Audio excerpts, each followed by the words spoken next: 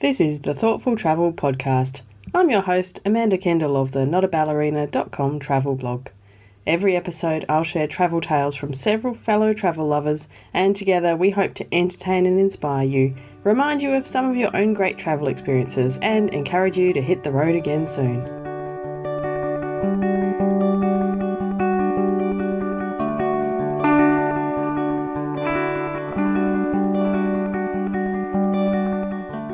Hello and welcome to episode 50 of the Thoughtful Travel Podcast. I'm pretty happy to have reached 50 episodes. We won't be doing any special celebrating today though, because we did celebrate just a couple of episodes ago with my grateful anniversary episode when we hit a year of podcasting on the Thoughtful Travel Podcast. So head back to episode 48 if you're feeling in a mood to celebrate. But otherwise, have a listen to my discussion on cold or sick, adversity on your travels. That's the topic for today, which I promise sounds more positive than it sounds, I guess. Anyway, it'll all work out, trust me. I guess the point is, when we travel, we probably all want sunshine and perfect health, or at least most of the time. But of course, life doesn't work out that way. However, it's not really the end of the world when we travel, and I've got a few people talking about those very topics today. Usually you come out of it okay in the end, and often having been sick or been through terrible weather can make for an interesting story. It is ironic, I have to admit, that today as I record this, I'm sitting here in my home in Perth looking out to a very clear blue sunny sky. We've had perfect temperatures for at least a week. Warm, not really, really hot, but definitely not cold. It's t-shirts and shorts weather, and no one in my household is sick. And, you know, what more can I want? So it's easy to talk about cold and sick and adversity when you're in good conditions like this. But in any case, that's what we're going to talk about today. Now, my first guest today is Brooke McAlary, and she and I had a really interesting chat about cold weather, which I just thought is useful to hear if you're not from a warm southern hemisphere kind of country like ours, or not from a tropical place, because I think I'm often confronted by people who are completely bemused that we never have snow, and how do we deal with, we just don't know what cold weather is. So so Brooke and I had an interesting discussion about this, because she really does love the snow and the cold weather, despite being brought up in similar circumstances to me. Now, I know that many of my listeners deal in Fahrenheit rather than Celsius, but Brooke and I chat in Celsius because we're both Aussies. So a quick translation ahead of that. Apparently, -20 Celsius is -4 for Fahrenheit users. -40 is the same wherever you are because of the way that formula works. We talk about hot weather about getting towards nearly 50 degrees Celsius, which is 120 Fahrenheit. And I must say, here in Perth, it's common during summer, not regularly, but occasionally each year we'll get heat waves where we do get to about 45 Celsius, which is 113 Fahrenheit. Not my favourite time of year those days, I must say. But anyway, Brooke and I are not talking about hot weather, quite the opposite. This is our chat about cold weather on our travels. I can't quite fall in love with the snow and the cold the way you have, though. I don't know. No, I get that. I can understand that. I mean, I came to terms with it a lot better, like after I was living in Europe for 4 years, and I gradually understood that if you have the right clothes, then it's all quite okay. Yep, that makes such a massive difference. And clothes, yes, but also shoes. Yes. Having cold feet is just awful. It's awful. Horrifying, yes. I mean, and I'm not just talking Australian cold feet. I mean, you know, European or Canadian cold, like where you really feel like your feet are actually freezing on the bottom of your legs. Yes, yes. I think I got to -25 in Finland at Christmas once, and then I understood what cold is really like. But also, yeah, conversely, having the right equipment makes it all okay. It does, and that's just either growing up in that sort of climate or being Australian and never really, you know, people used to say things like -20 degrees to me, and I'd be like, I can't imagine that. That's colder than our freezer. No. Yes, exactly. It seems that it can't support human life. No. And then you get there and it turns out actually it's probably, you know, particularly like mountain towns in Canada we love to spend time in. It's the most lively place. You know? Everyone's out all the time, outside, constantly doing things. So it's all quite possible. I know. I remember arriving in Vladivostok. It was our first stop in Russia. We were staying like in a homestay, And the lady let us in and took us into her apartment, and there was this very large sort of entry area to the apartment, and it was summer when we were there, thank goodness, but the entry area had a coat rack lined with these the thickest, furriest, massivest coats you could ever see. And she goes, oh yes, quite often it gets to -40, and then usually we have no electricity or water. I'm like, really? -40? Are you sure? Yeah. Oh yes.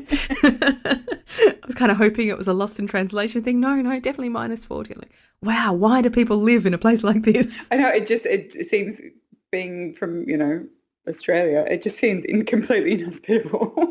Although I'm sure other people say that when we get up to almost 50 degrees. This is true, and to us we realise that that's perfectly okay, yep. And you can survive. It's not very fun, but you can survive. You can survive it, yep. So I've grown up in a city where it's never been under freezing. Actually, that's not quite true. Once in the last few years, in the last decade at least, we got to sort of I think -0.2 or so. So just a tiny bit below freezing. So that's the only time that Perth has ever been, in recorded history at least, been under freezing. So getting to understand cold weather has been quite the challenge. And, as an Aussie, I'm definitely not alone, especially as a West Aussie, where we really don't get snow anywhere in the whole state. It's not unusual to see your first snow as an adult, for example. I was 25, possibly 26 actually, if I think that through right. And living in Japan, I remember to this very day very clearly, as though it was yesterday, and yet it's 15 plus years ago.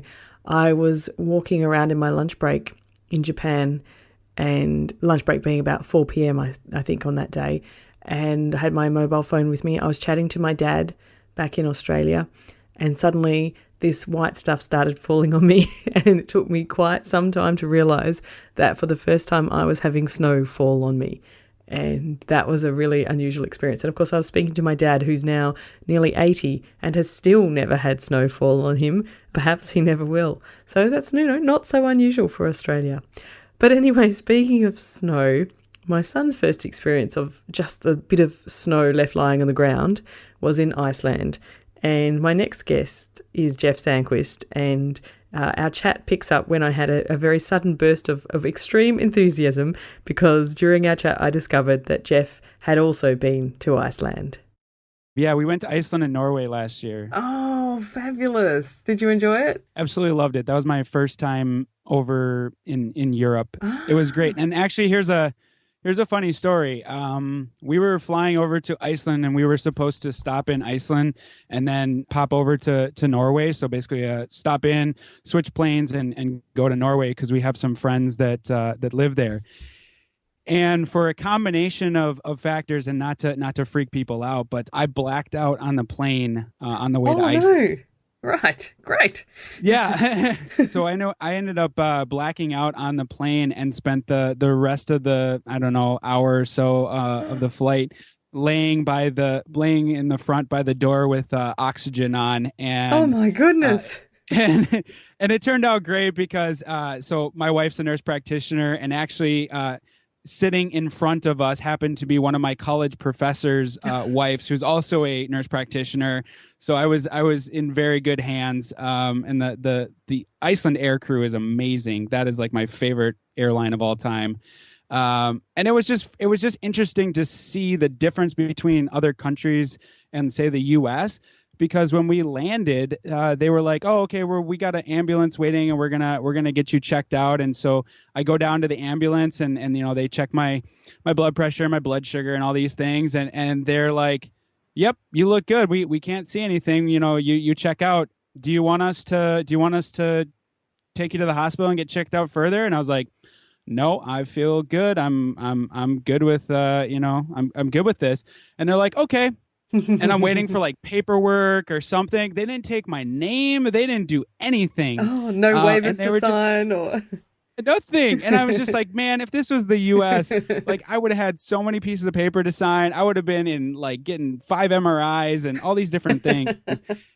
And it was just, I don't know, it was just a much different experience. And I just appreciated that, I guess, coming from a healthcare background myself, like to me, I felt like they did their due diligence. They checked me out. There's nothing obvious. I felt comfortable with the situation, and we all just moved on with life. So yeah, which is really how was it a should different be. It experience. should be exactly like that, but it's not the case everywhere. That's so true. Yeah, it was much less cover your behind like it is over here. Yeah, exactly. Oh no, I'm not surprised to hear that. I just think Icelanders are amazing people. I think Yeah. they just have such a different philosophy on life because they're from this tiny cold country in the middle of nowhere kind of thing, and they just have to have a different attitude, or they're real survivors, I think. They are, and they were just like, yeah, well, we're not going to let you back on the plane to continue on to Norway, and I didn't want to be anyways. No, I bet. I wanted some time to recover, but they're like, yeah, here we'll switch. They switched our flights, gave us new tickets for the next day, and we went and stayed at one of the Icelandair hotels in, I think it's pronounced Keflavik, wherever you fly into there, Yeah, that's right. and had a wonderful meal, went to sleep, got up the next morning and headed on to Norway, and it worked out beautifully. Oh, that's fabulous. I'm really curious why okay, so you chose Norway because you had friends there, but it's a kind of an unusual destination for your first European trip. Most people go to Paris. So my wife was actually speaking at a conference in Iceland. There was an international nursing conference. So that was why we were there. And we're like, well, we're already almost to Norway. We have someone she went to nursing school with, married a guy from Norway, and they had recently relocated or located back there from the U.S. And so we're like, well, it's not too much further. So between the Iceland and Norway, we were gone for 10 days. So it was basically like a little over 2 days in Norway, and then about a week in Iceland. Oh, that sounds brilliant. I love those kind of reasons for traveling. It's so much more exciting than, I wanted to see the Eiffel Tower. So good on you. Oh, absolutely. And we're both of Scandinavian heritage. So it was, it's like, oh, yeah, we should check out Norway and that whole area as well. So yes, okay. Now I recognize your surname has that Scandinavian look about it. Yes, yeah. I'm mostly I'm mostly Swedish. There's also some and my wife is mostly like Norwegian. So right. And that's what you get around Minnesota here. Oh, right. Oh, interesting. Oh, there you go. I'm boning up on my American geography. This is perfect. Oh, certainly Jeff's experience of blacking out on the plane to Iceland is a pretty extreme way to get an extra night in Iceland, although I do encourage you to spend as much time in Iceland as you possibly can, because it's definitely one of my favourite ever destinations. In fact, I'm hoping to put together an entire episode about Iceland shortly, the way I did about Japan last year, because those two places are high on my list of most beloved destinations of mine. In any case, Jeff's experience certainly seems scary to me, and I feel lucky never to have had this happen. I'm not a great flyer as it is. I don't love being in a plane. I feel like I'm trapped. And if I was also quite ill and trapped, that would make me feel even worse. In fact, touch wood, and I am touching the wood under my desk as I speak, I have never really been terribly sick while I've been travelling. Possibly the worst was I managed to contract chickenpox just before I left living in Japan from one of the lovely little children I was teaching. She managed to pass on chickenpox to me. I'd never had it as a child. And as an adult, it's quite frustrating, horrible. You really feel very illness. And I now know the Japanese word for chickenpox is, I think, if I remember correctly, is mizuboso, in case you ever need to know. I wish I didn't need to know. But anyway, I survived that. And, I think, fortunately, we do survive most of these things. And it just pays to, I don't know, have the right health insurance and travel insurance, I guess, and to have some people around who can help you. Speaking of travel insurance, there's a recommendation on that coming up from my next guest, Martin Bailey, the photographer. And he had some scary moments during a trip to Antarctica. Also a cold place, by the way. At the end of my first visit to Antarctica in 2011. And, luckily it was during the last few days, so I didn't miss much of the tour. But I started to have these fits, like a popping sensation behind my nose, and then a really strong tingling feeling that ran out through my body. And that was followed by really strong nausea. And it was really disconcerting. It happened like 25 times on the first day. And I recall trying to get off the ship in Patagonia to walk into town and take some photos. But as I walked onto the dock, another fit hit me, and it was so scary. I remember sitting down on one of the, those things that they, like a mushroom thing on the dock that they tie the ships to. Yeah. I sat down on one of those for a moment, and I thought, this just isn't going to work. So I went back to my cabin and had to lie down. And then over those last few days of the trip, the frequency dropped. I spoke to the ship's doctor, and she asked if I'd bumped my head or anything. That didn't make me feel any better, because I was thinking, okay, so she thinks it's something wrong with my head. That's scary. Yeah. But then by the time that we finished the expedition, I flew back to Tokyo, it had cleared up. So I didn't go to the hospital or anything. And then 3 months later, one Sunday afternoon, it started again. And the first thing I did was I emailed that friend I mentioned earlier in Australia. He's a doctor, but he's an amazing photographer. His name's Graham Morgan. He's won the Australian Photographer of the Year or something a few times. Really nice guy. But I emailed Graham and told him what was happening, and he just said, "I'm not going to go into any details now, but you need to go to the hospital tomorrow, somewhere with a CAT scan or an MRI."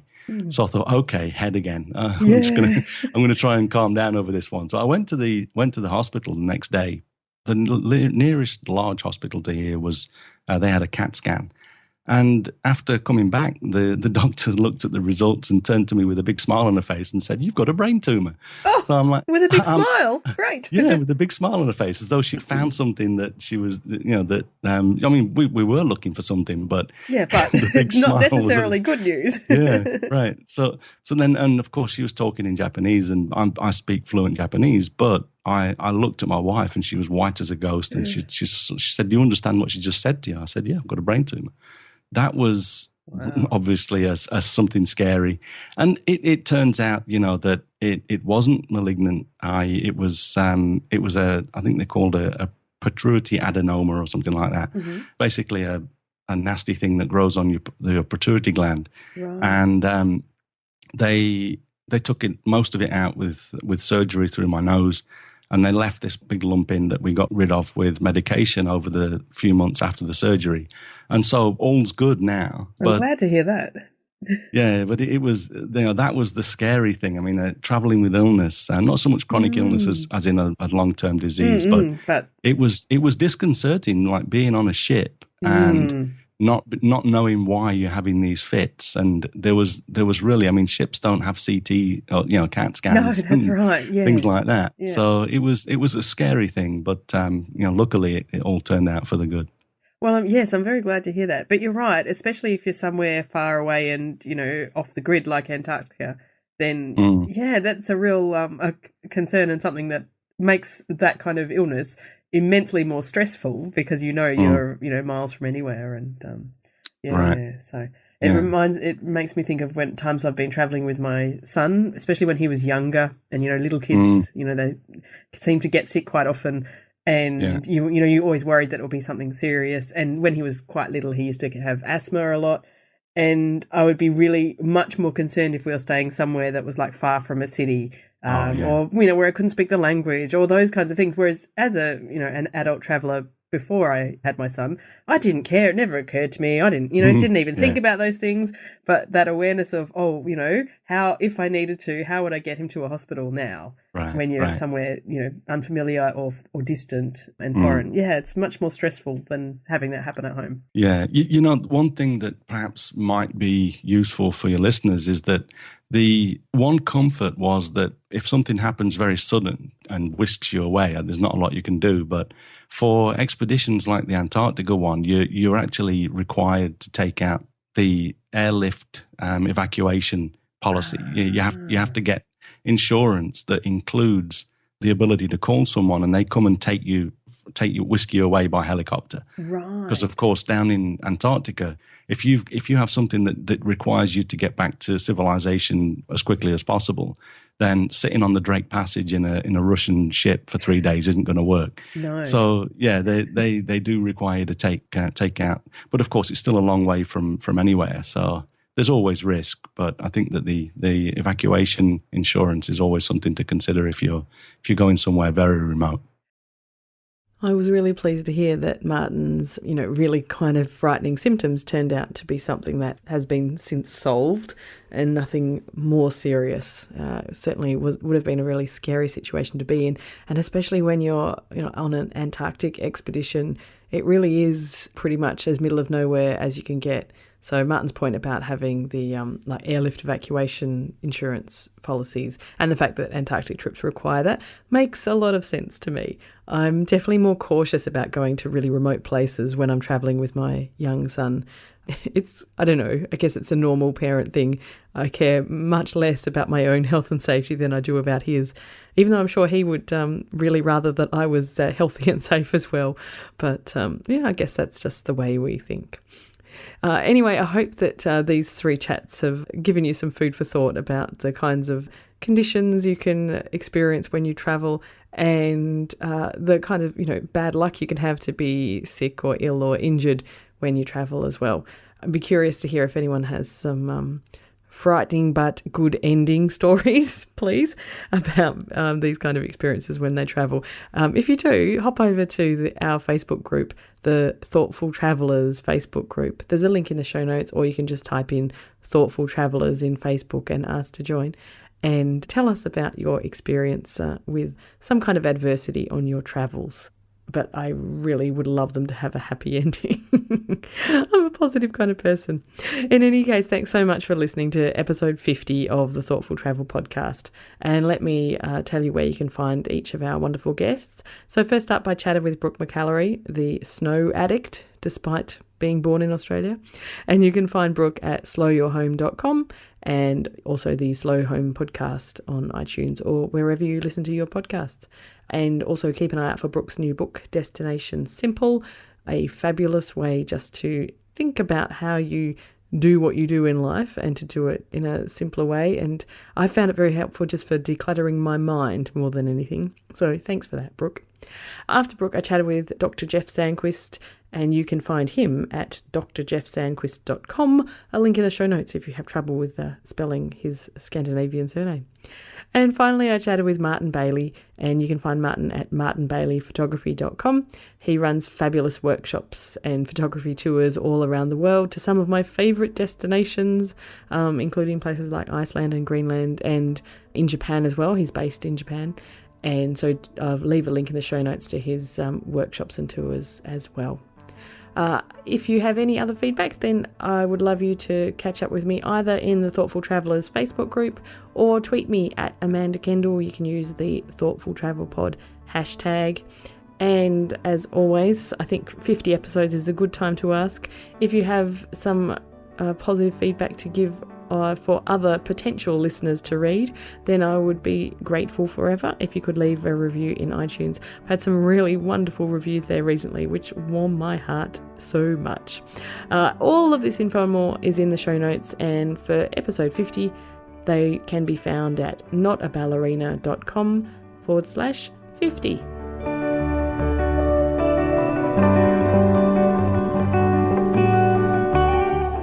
This has been another episode of the Thoughtful Travel Podcast. Show notes and other information are at notaballerina.com/podcast. Join me again soon for another chat about why we travel. Bye for now.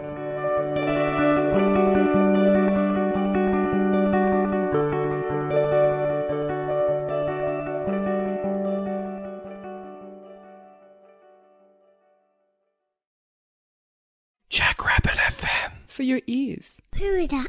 Hi, podcast.